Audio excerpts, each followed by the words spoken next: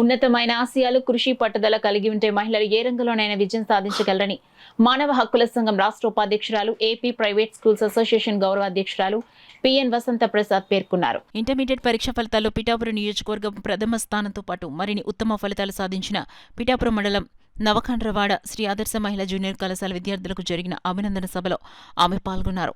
విద్యార్థులకు పుష్పగుచ్చాలు, జ్ఞాపికలు అందించి అభినందించారు. ఈ సందర్భంగా వసంత ప్రసాద్ కళాశాల ప్రిన్సిపల్ రమేష్ చంద్ర మీడియాతో మాట్లాడారు. పరిసర ప్రాంతాల్లోనూ పిఠాపురంలోనూ ఉన్న ఆడపిల్లల కోసం నాణ్యమైన ఆర్థిక భారం లేకుండా వాళ్ళు చదవాలన్న ఉద్దేశంతో ఇంటర్మీడియట్ కాలేజీ నేను స్థాపించడం జరిగింది.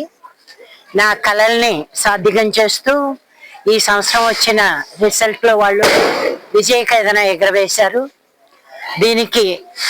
దీనికి కారకులైన లెక్చరర్స్ అందరికీ, మా ప్రిన్సిపాల్ గారికి, మా పిల్లలకి అందరికీ కూడా నేను ఆశీస్సులు అందిస్తున్నాను. అమ్మాయికి అలాగే 449 బోనస్ లేని అమ్మాయికి వచ్చి పిఠాపురంలోనే మనకి పిఠాపురం మండలంలోను కాన్స్టిట్యున్సీలోను పిఠాపురం టౌన్ కి ఫస్ట్ రావడం జరిగింది.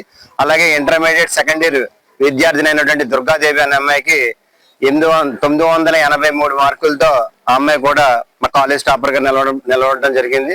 అలాగే బైపీసీ నుంచి 956, అలాగే ఎంపీసీ నుంచి 908 మార్కులతో మొత్తం మా కాలేజీ నుంచి 21 మంది పైగా 400 మార్క్స్ అబవ్ వచ్చి విద్యా ప్రపంచం అనేది నెలకొల్పడం జరిగింది. ఫలితాల్లో మా మేడం గారి సహాయ సహకారాలతోనూ, అలాగే మా మేడం గారికి ఆడపిల్లల పట్ల ఉన్నటువంటి మక్కువ ఆధారంగా చేసుకుని వాళ్ళ గురించి తక్కువ బడ్జెట్ లో మంచి విద్యను అందించాలి, మధ్యతరగతి కుటుంబాలకు అనుకూలంగా ఉండాలనే ఉద్దేశంతో మేడం గారు విద్యా సంస్థను ఏర్పాటు చేయడం జరిగింది.